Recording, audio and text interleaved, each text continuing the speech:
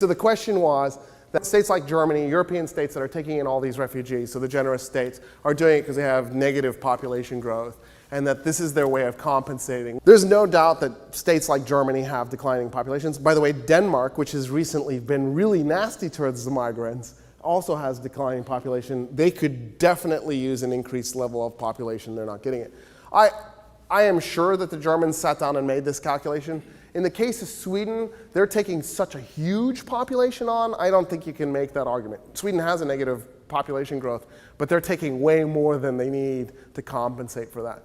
In the case of Germany, you could make that argument because they are hemorrhaging a lot of people per year, but taking 800,000 refugees instantaneously in a country that's 84 million people, basically adding 1% instantly to your population, that's such a huge economic burden. There's got to be a cheaper way to get your free labor or your cheap labor. Like if that was really Germany's goal, I think they could have done it in a much more efficient, much easier to absorb manner.